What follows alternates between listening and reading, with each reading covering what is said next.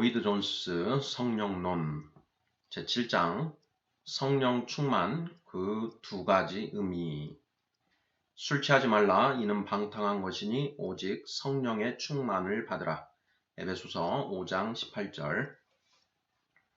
본문 말씀이 그리스도인의 삶에서 차지하는 비중이 크기 때문에 한 번 더 살펴보기로 하자. 우리는 에베소서 5장 18절 말씀이 우리들에게 그리스도인 생활의 특징을 나타내 준다는 것을 알았다. 그리스도인의 생활이란 능력과 생기와 기쁨과 평강의 삶이요 즐거움의 삶이다. 그리고 그 삶은 오직 성령의 능력으로 말미암아서만 가능한 삶이다. 이제 좀 더 직접적으로 본문을 살펴보자. 우리는 성령의 충만을 받으라가 의미하는 바가 무엇인가? 어떻게 하면 성령에 충만해질 수 있는가를 알아보자.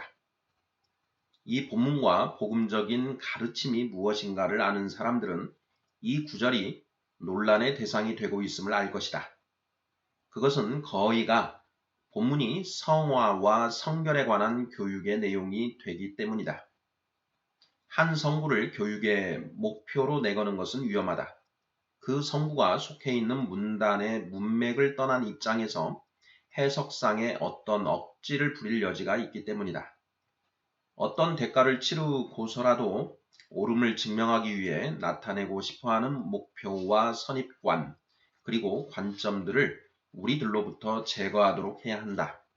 그런 후에 본문 말씀이 위치한 문맥에서 그것을 살펴보아야 한다. 먼저 우리는 본문을 성경 가운데서 살펴보도록 해야 하는데 이것이 가장 현명한 방법이다. 우리가 어떤 면에서든지 난해한 진술이나 구절을 만났을 때 첫째로 해야 할 일은 성경의 다른 곳에서 그것을 어떻게 말하는가 또는 유사 구절은 어떠한가 하는 것을 살펴보는 것이다. 그렇게 해 나감으로 즉시 어떤 것을 발견하게 될 것이다. 필자가 볼 때 분명히 해두어야 할 첫째 요점은 성령의 충만을 받는다는 것이 성령의 세례를 받는다는 것과 같은 것이 아니라는 사실이다. 가장 크게 혼돈되는 것은 바로 그 점에서부터이다. 또한 성령의 인침을 성령의 세례와 같은 의미로 본다. 그 이유는 성령의 충만을 받으라는 권면을 받고 있는 대상들이 성령의 인침을 이미 받았다고 생각하는 사람들이기 때문이다. 에베소서 1장 13절 참조. 그 안에서 너희도 진리의 말씀, 곧 너희의 구원의 복음을 듣고 그 안에서 또한 믿어 약속의 성령으로 인치심을 받았으니. 또한 성령의 충만을 받는 것이 성령의 인침과 동일시 될 수는 없다. 4장 30절에서도 같은 말씀이 있다. 하나님의 성령을 근심하게 하지 말라. 그 안에서 너희가 구속의 날까지 인치심을 받았느니라. 이것들을 명백히 구분해 놓는 것은 중요하다. 성령의 세례와 성령의 인침은 하나의 요지부동한 체험이다. 주로 구원의 확신과 구원의 확실성 문제와 관련된다. 아주 고정된 체험이다. 믿음으로 받는 무엇이 아니다. 사람은 자기가 성령의 인치심을 받았는지 어떤지를 안다. 그것은 사도행전 2장에 아주 분명하게 나타나 있다. 거기 아니고도 사도행전에 여러 군데 나오는 것이다. 성령의 인침을 알지 못하고는 성령으로 세례를 받을 수 없다. 그 성령 세례의 목적은 우리들로 하여금 권능과 담대함을 가지고 증거토록 하는 데 있다. 성령 세례의 직접적인 효과는 사도행전 2장에 분명하게 나타난다. 사도행전 2장에 있는 기록들은 다른 이들이 어떻게 성령의 세례를 받았는가 하는 것을 보여주는 것인데도 실제로는 그들이 성령에 충만하여 라고 되어 있다. 그래서 이것을 보고는 사람들이 생각할 것도 없이 결론을 내려버리는 것이다. 아, 여기에 보니 사도들이 성령에 충만하였다고 되어 있구나. 또 에베소서에 보니 성령의 충만을 받으라고 권면하고 있다. 그러니 그것은 같은 의미이다. 이 부분에서 혼란이 일어난다. 사도행전 2장의 기록은 성령의 세례이다. 여기서는 성령의 세례가 성령의 충만함을 내포하고 있는 것이 분명하다. 그러나 그 이상이다. 거기에 가장 중요한 차이가 있어 보인다. 그러나 성령의 충만을 받지 않고는 성령의 세례를 받지 못한다는 것을 알아야 한다. 그러나 성령 세례를 체험하지 않고도 성령의 충만을 받을 수 있다. 세례란 독특하고 유별한 체험이다. 이 말의 의미는 한 사람이 항상 계속적으로 처해야 할 고정적인 상황이요 조건이란 뜻이다. 그 점은 가장 중요한 구별을 짓는 요점이다. 인침과 세례는 매우 독특한 체험이다. 성령의 충만을 받는 것은 끊겨졌다가 다시 계속되는 상황이다. 세례와 충만은 같은 것이 아니다. 세례나 인침과 구별되는 충만이란 낱말에 이르게 될 때 그 말 자체는 두 가지 다른 방면에서 쓰여지게 된다는 것을 알게 될 것이다. 이 두 가지 차이를 명심해 두면 참으로 중요하다. 여기까지가 머릿말 부분입니다. 1. 특별한 경우에 주어지는 충만. 자기들에게 부여된 어떤 특수하고 고유한 임무를 수행하기 위해서 성령 충만을 입은 사람들이 있다. 그 예로 구약의 경우에 여러 가지 재료를 가지고 숙련된 기술로 성전을 지은 부살렐이란 자가 있다.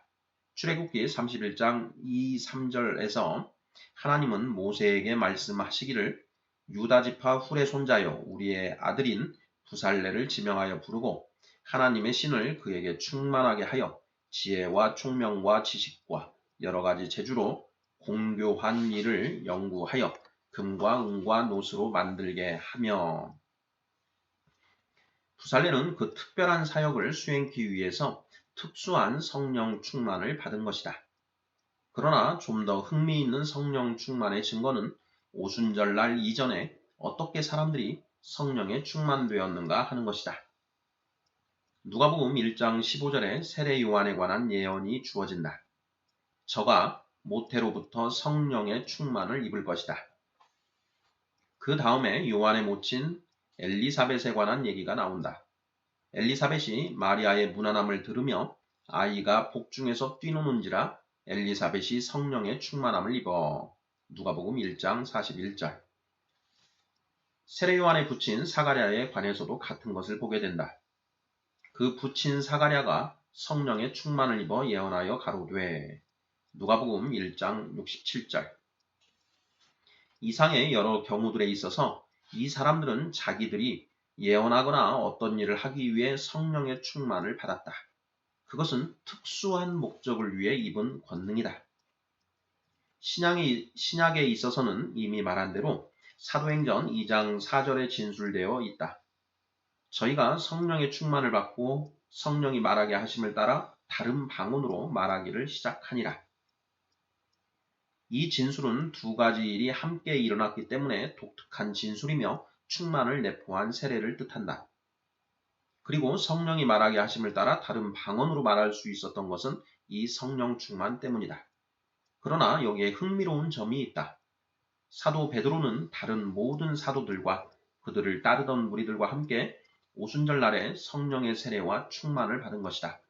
그러나 사도행전 8장 4절에는 이에 베드로가 성령이 충만하여 가로되 라고 되어 있다. 이것은 또 다른 충만이다. 이미 오순절에 세례받고 충만된 사람이 한 가지 특별한 목적을 위해서 재충만된 것이다. 사도행전 4장에서 보면 베드로와 요한은 성전 미문에 앉아있던 앉은뱅이를 고친 것 때문에 관원들 앞에서 해명해야 하는 일을 당하게 된다. 성령이 베드로에게 충만히 임하여 권위와 능력을 가지고 그를 모함하려는 관원들에게 당당하게 말할 수 있었다. 그리고 베드로가 다시 충만함을 받는 것이다. 나는 지금 세례와 충만 사이에 주요한 차이가 있음을 밝히려 하는 것이다. 그러나 아직은 부여된 임무를 수행하기 위해 주어진 재능과 능력의 차원에서 성령 충만을 다루고 있는 것이다. 또 다른 예로 베드로와 요한은 그 시련을 이긴 후 자기들의 교회에 돌아가서 자기들의 일을 보고하고서 함께 기도하기 시작했다. 사도행전 4장 31절에 보면 빌기를 다함에 모인 곳이 진동하더니 우리가 다 성령이 충만하여 담대히 하나님의 말씀을 전하니라. 역시 같은 경우이다. 이 사람들은 이에 성령 세례를 받았고 세례 받을 때에 충만을 받았던 사람들이다.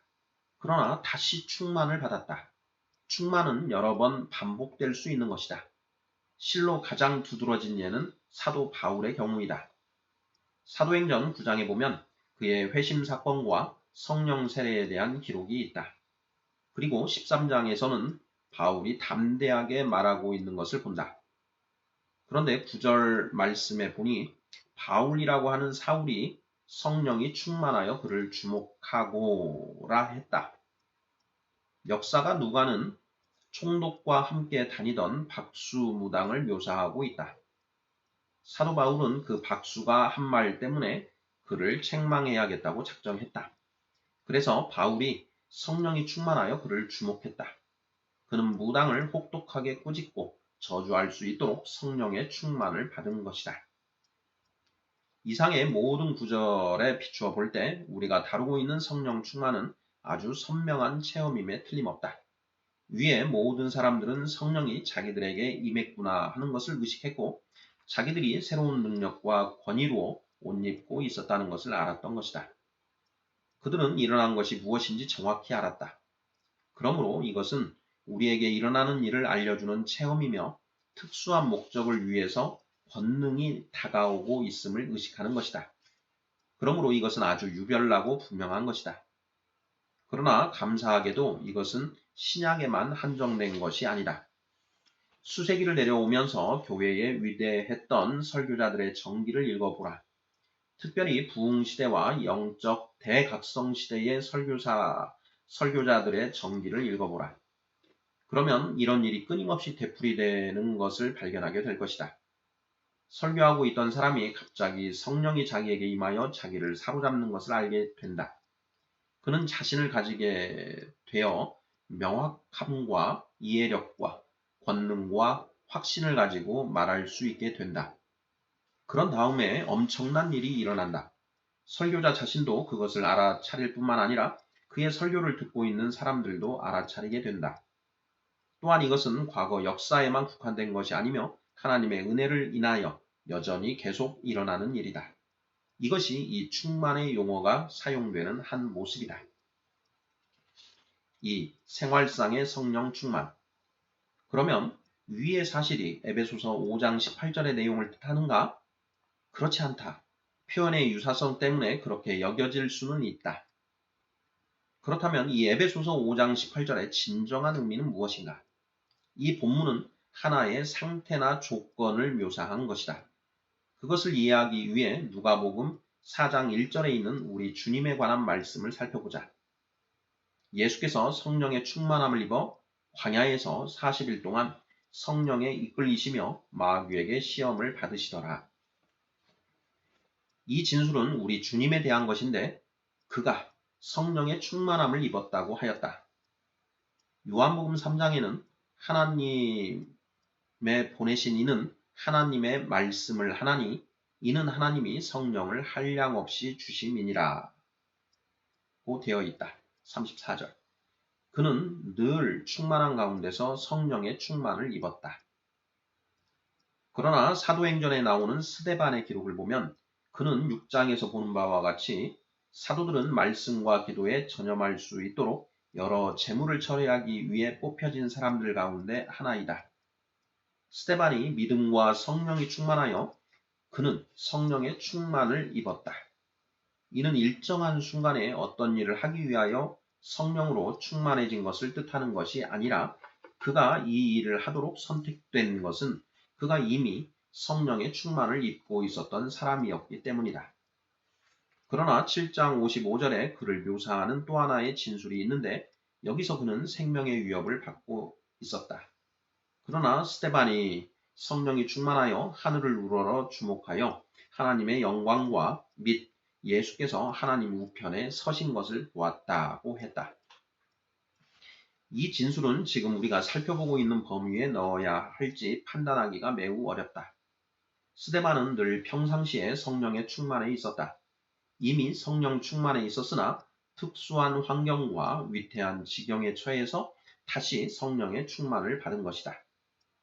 그것은 그가 성령의 충만을 받고 있었지만 좀 더 확실한 확신이 들게 되었다는 것이며 더 큰 능력과 흘러넘치는 충만을 받았다는 뜻이다. 또한 그를 비방하고 잔해하는 자들에 대처하기 위해서 특수한 능력이 부여된 것이다. 그러나 바울의 동역자 바나바의 경우를 보자. 바나바는 착한 사람이요 성령과 믿음이 충만한 자라. 사도행전 11장 24절. 그는 스데반과 같은 사람이었다. 그는 믿음도 충만했고 성령도 충만했다. 마지막으로 바나바와 함께 다녔던 제자들에 관한 내용을 보면 제자들은 기쁨과 성령이 충만하니라고 되어 있다. 사도행전 13장 52절. 무엇인가 차이가 있는 것을 보게 된다. 이상의 경우들 가운데 나오는 자들은 특수한 임무를 감당하기 위해 권능으로 충만한 사람들이 아니다. 그들의 일상적인 상태나 조건에 대한 묘사이다. 여기서 우리는 도덕적이고 영적인 상태에 관한 묘사를 대하게 되는 것이다. 그것은 권능의 문제라기보다는 사람이 어떻게 살아가는가에 대한 문제이다. 스데반이 택하여 세움받은 것은 그가 믿음과 성령이 충만한 사람이었기 때문이다. 사람들이 그를 그렇게 평했다. 그래서 집사들을 택해야 했을 때 그들은 한결같이 여기 믿음과 성령이 충만한 사람이 있다라고 말했던 것이다. 바나바도 같은 이유로 택함받은 것이다. 그리고 일반 제자들은 기쁨과 성령이 충만했다. 이렇듯 같게 보이는 두 진술 사이에 분명한 차이가 있다. 이 둘 사이를 구별함이 중요한 이유는 성령 충만의 표현이 임무 수행을 위한 특별한 충만을 지시하는 것만으로 생각되어서는 안 되겠기 때문이다. 그 임무 수행을 위한 성령 충만은 우리 속에 내재했다가 나간다. 그러나 우리는 늘 성령 충만을 받아야만 한다. 그래서 이 둘 사이를 구분하는 것이 중요한 것이다. 그러나 우리가 분명히 해둘 또 다른 요점이 있다. 평소에 성령 충만에 있는 사람은 어느 특별한 목적을 위한 성령 충만을 갑자기 받을 수 있다는 것이다. 고난당하는 스데반의 경우가 그러하다. 또한 오순절 날의 제자들에게도 같은 경우이다. 이제 이 에베소서 5장 18절이 평소에 성령 충만을 지시한다는 것이 분명해진다. 본문은 한 상태나 조건을 묘사하고 있다. 나는 이 본문 말씀이 의심할 여지 없이 그런 식으로 입증될 수 있다고 생각한다.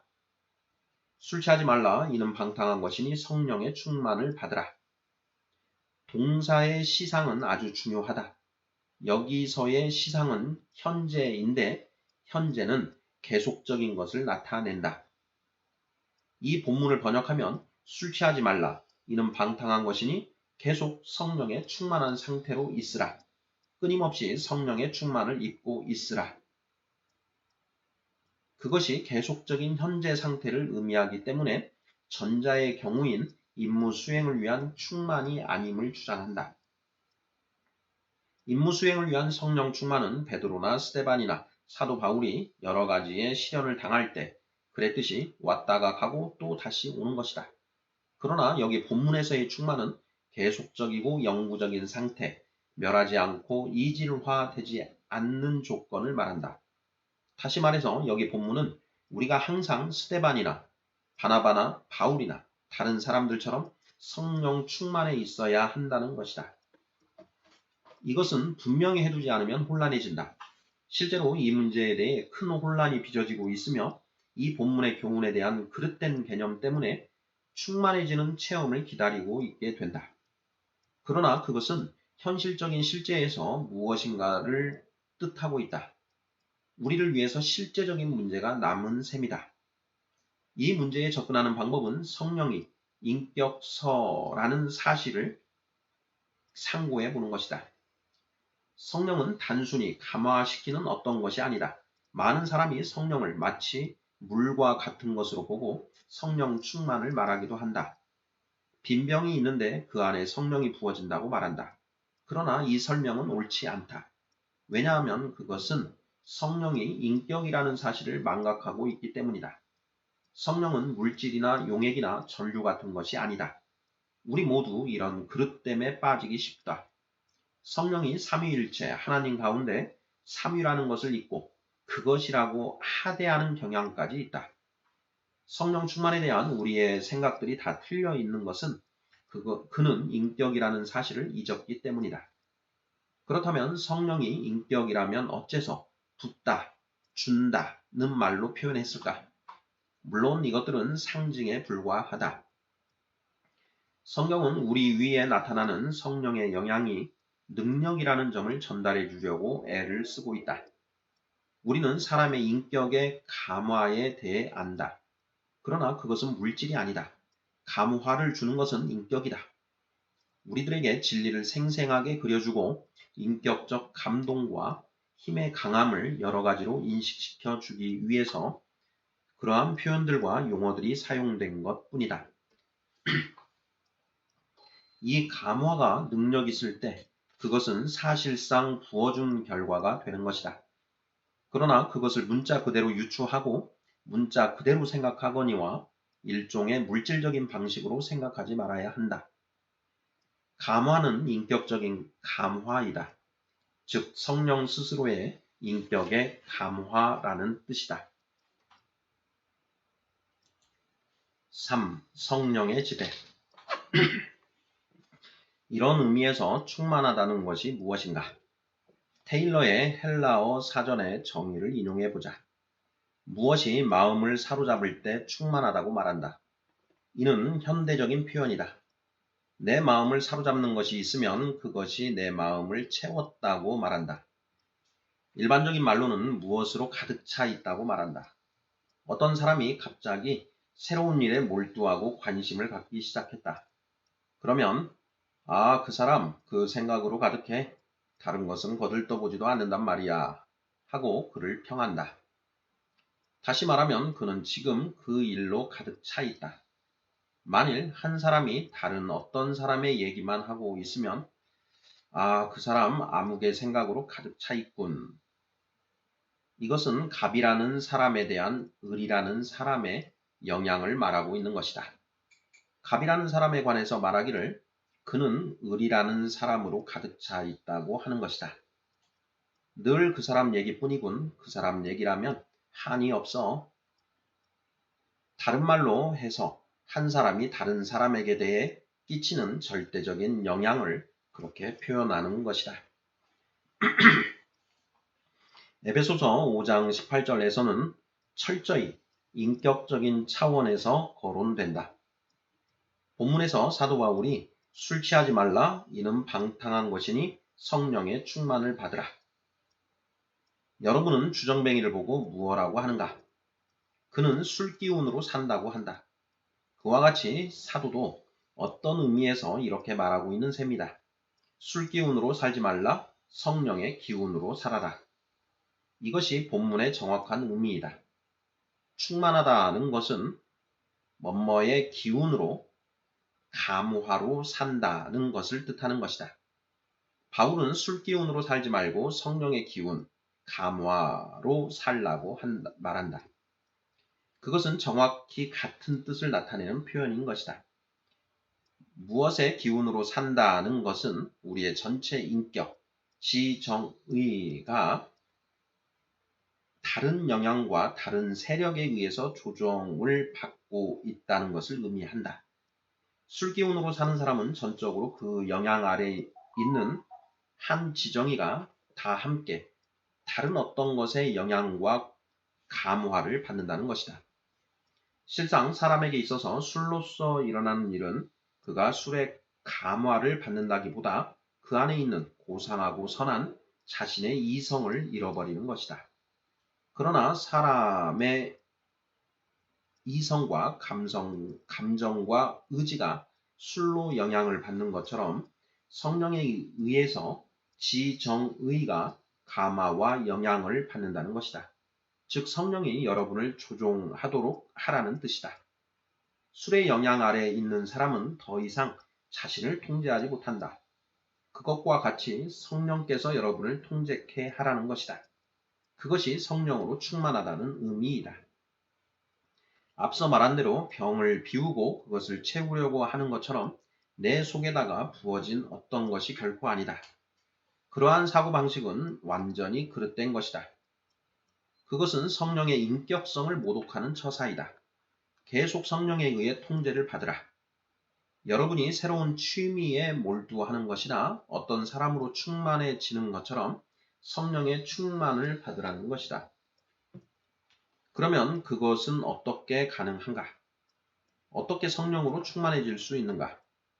여기에 가장 중요한 점은 첫째, 성령으로 충만하라. 계속 충만하라.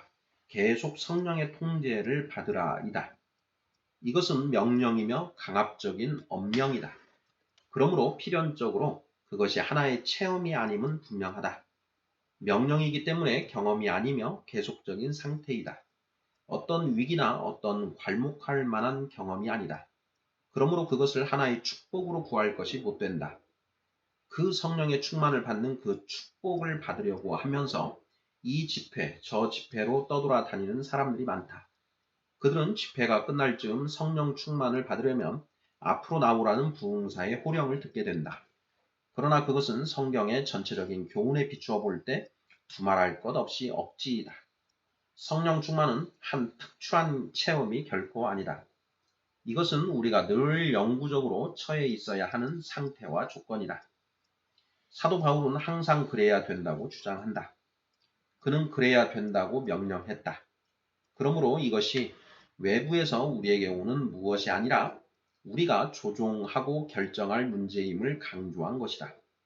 성령의 충만을 받을 것인지 아닌지, 술에 취할 것인지 아닌지를 결정하는 것이 사람이듯이 성령의 통제를 받을 것인지 않을 것인지 결정하고 조종하는 이도 사람 자신이다. 그러므로 끊임없이 말씀을 통하여 명령과 훈계와 권면을 받는다. 결코 그것을 한 체험을 갖는다는 차원에서 생각해서는 안 된다. 다시 이 점을 명백하게 해보자. 오순절날에 제자들에게 일어났던 일은 하나의 체험이고 그들뿐만 아니라 다른 모든 이들도 그것을 알았다. 고넬료와 그의 가족에게 있었던 일도 하나의 체험으로 그와 함께한 다른 모든 이들이 알았으며 사마리아에 있던 사람들에게 일어난 일도 하나의 체험이다. 베드로와 요한이 예루살렘에서 그리로 내려가서 그들을 위해서 안수하여 기도했을 때도 그 일은 일어났던 것이다. 그들도 다른 모든 이들도 아는 체험이었다. 사도행전 19장 1에서 6절에 나와 있는 사람들에게도 마찬가지이다. 성령의 인침을 받는 것이나 성령의 세례를 받는 것은 일정한 체험이다. 그것은 우리가 조종하지 못하고 전적으로 우리 주님의 역사에 속한 것이며 그것은 우리 주님이 우리에게 해주는 일이다.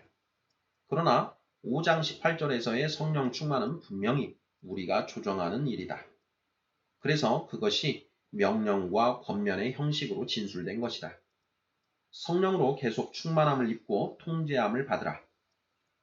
다시 말하면 수동적인 개념을 완전히 제거해 버려야 한다. 성령에 충만할 것인지 아닌지를 결정하는 것은 여러분과 내 소관이다. 그러나 우리가 중생될 것인지 아닌지를 결정하는 것은 우리의 소관이 아니다.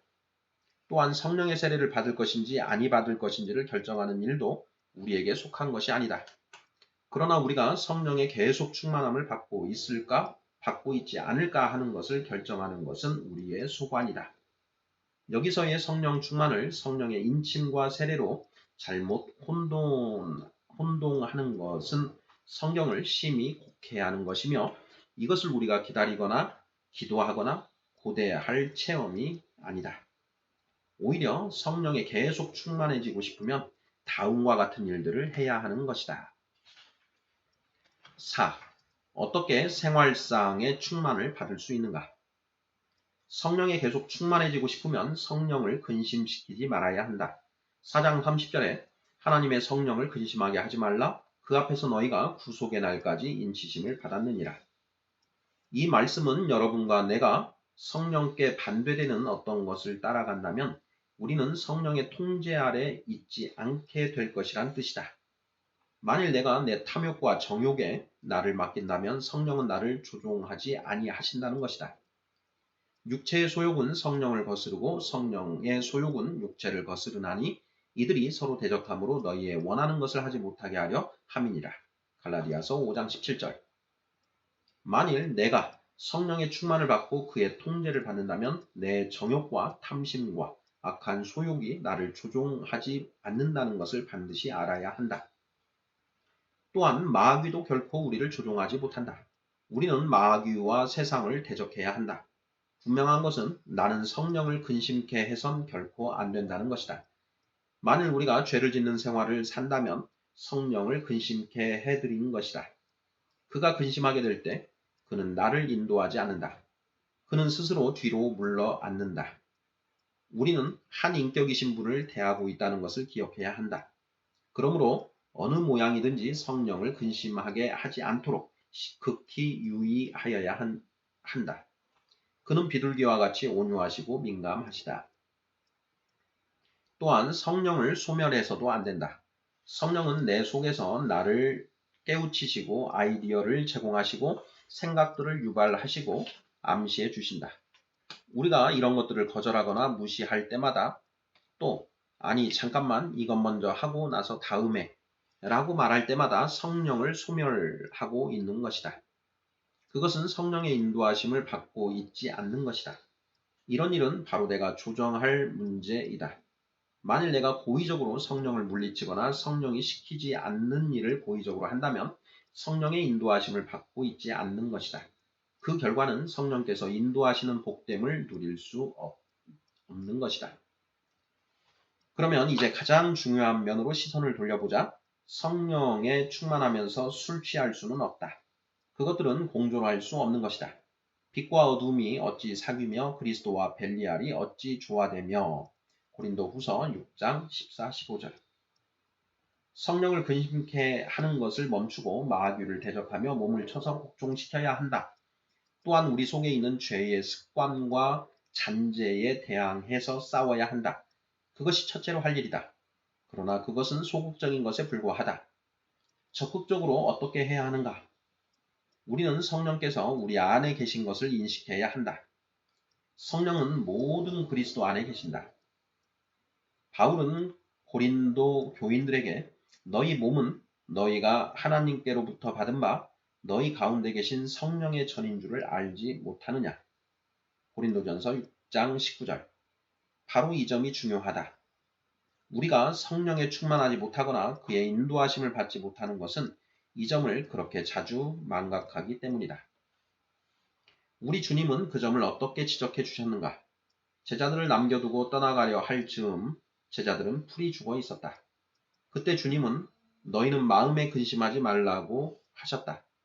이 말씀은 내가 너희를 고아처럼 버려두지 않고 다른 보혜사를 보내리라.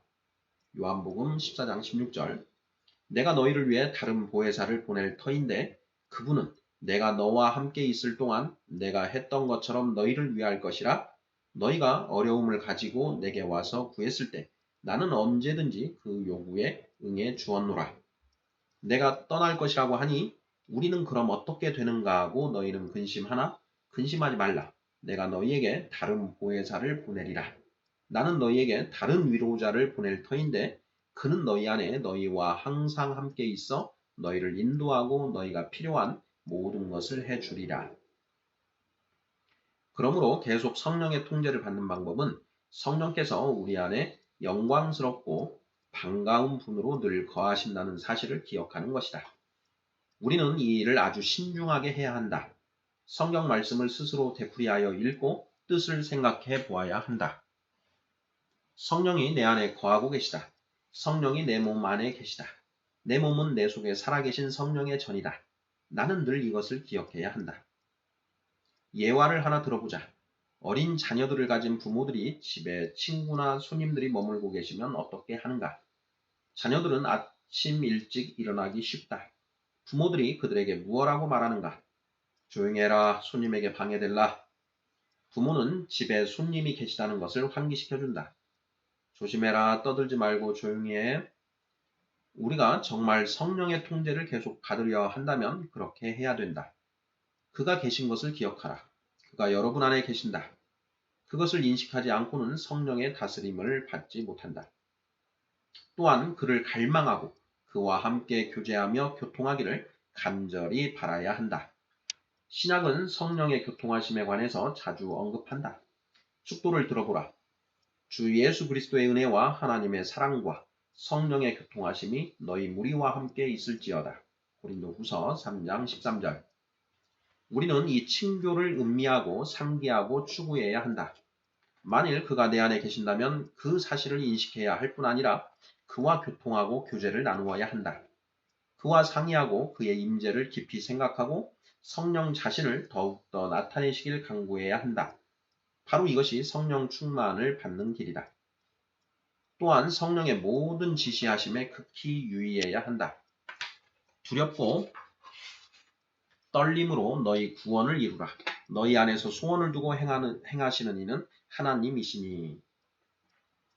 하나님께서 어떻게 그 일을 하시는가? 성령을 통해서이다. 그는 우리 안에서 소원을 두고 행하신다. 만일 우리들이 갑작스레 하나님의 말씀을 읽을 욕망이 생기면 그것은 여러분 안에서 역사하시는 성령이 하시는 일이다. 그는 우리들 안에 계시며 우리들을 고무하고 계신다. 그에게 복종하자. 그런 다음에 행하라. 만일 기도하고 싶은 마음이 생기면 기도하라. 하던 일을 멈추고 기도하라. 그것을 미루지 말라. 성령께서 하라고 하시는 것을 하라. 성령의 지시에 예민하라. 그것이 성령에 더욱더 충만해지는 비결이다. 우리가 그에게 복종하면 할수록 성령은 그의 소원을 더욱더 우리에게 지시하실 것이며 더욱더 우리들을 고무하실 것이다. 그러므로 우리는 우리에게 오는 그의 모든 깨우침과 소원과 요구에 세심하게 주의를 기울여 복종해야 한다. 이 모든 일들은 우리 속에서 끊임없이 일어나고 있다. 그가 우리를 인도하시고 이끌어 가신다. 그는 언제든지 그러하며 예수 그리스도를 더 많이 보여주시길 소원하고 계신다. 우리는 다 하나님의 집에 참석하라는 성령의 감동을 소멸하고 성경을 읽고 기도하고 이러저러한 수천의 일들을 하라는 성령의 지시를 무시해버리지는 않았는가? 이런 일은 우리를 인도하고 다스리고 지시하시는 성령의 감동들이다. 성령에게 귀를 기울이라. 성령께서 우리의 소원을 나타내도록 막고 서 있는 우리의 의지를 비켜드리자. 그것이 성령 충만하라고 권고하는 의미이다. 우리는 성령 충만을 하나의 체험으로 받지 못한다. 이것은 하나님의 방법이기 때문이다. 그것은 인격적인 관계의 문제이다. 우리 그리스도인들은 책임 앞에 단호하게 서 있는 존재들이다. 신앙생활은 우리를 위해서 모든 것이 다 잘 되어지도록 되어 있지 않다. 그러면서 더 이상의 갈등도 안 느낀다. 그러나 세상과 육신적 생각과 마귀는 아직도 존재한다. 우리는 그들을 대적해야 하는 것이다. 그리고 또한 성령께 적극적으로 청종해야 하고 시간을 내어 주의를 기울여야 한다. 이 일에는 어떤 지름길도 존재하지 않는다. 이 일에는 한 자루 가득히 받는 식으로는 받지 못하는 것이다. 그렇게 하는 것은 이단들의 짓이다. 성령의 감동에, 말씀에, 성경에 귀를 기울이도록 하라. 말씀은 성령의 말씀이다. 성령은 말씀을 내신 분이다. 오직 성령의 감동을 입은 사람들이 하나님께 받아 말한 것임이니라. 베드로후서 1장 21절. 말씀은 하나도 사사로이 들어서는 안 된다. 왜냐하면 그것은 사람에게 속한 것이 아니라 하나님께 속한 것이니 그러하다. 성경을 읽고 연구하고 이해하고 한 시간을 들여서 그것을 주의해보라. 여러분은 이 말씀을 이해할 모든 기회를 활용하는가? 한 주일에 한 번으로 충분한가? 우리는 그러한 일이 성령의 인도하심을 받는 방법이다. 그의 말씀과 그 모든 지시하심을 알기 위해서 청종하라. 그것들에 민감하라. 하나님의 말씀에 복종하라. 성령께서 기뻐하실 때는 누구든지 성경의 어느 말씀을 생각하고 그것을 실천에 옮길 때이다. 우리가 그 성경 말씀이 우리의 마음을 지배하도록 하라. 우리의 모든 행동과 행위를 말씀의 통제 아래 있게 하라. 몇 가지 원리들이 있다. 이미 성령 충만을 받는 방법들 가운데 주요한 항목들을 살펴보았다. 우리의 삶 전체, 마음과 뜻과 정성을 다해서 하나님의 성령에 의해 다스림을 받기 위해 자발적으로 복종하는 것이다. 그 결과는 성령의 열매가 우리 안에 확증되어 나타난다. 성령께서 지배하는 곳에는 열매가 분명하게 나타난다. 사랑과 희락과 화평과 오래 참음과 자비와 양선과 온유와 믿음과 절제 등이 그것이다. 다음 5장 9절에서 진술한 것을 가져오게 된다. 하나님의 집에서 우리가 행동할 모든 것과 어떻게 하면 사이좋게 지낼까? 남편과 아내 사이, 부모와 자녀 사이, 종과 상전 사이가 어떠해야 하는가를 알게 된다. 남녀 할 것 없이 모든 사람들이 마음과 뜻과 정성을 다해서 하나님의 성령의 인도하심을 받을 때 그런 생활을 하게 된다. 우리 안에 영광스럽고 반가운 손님으로 거하고 계시는 성령의 인도하심을 계속 받도록 하자. 아멘.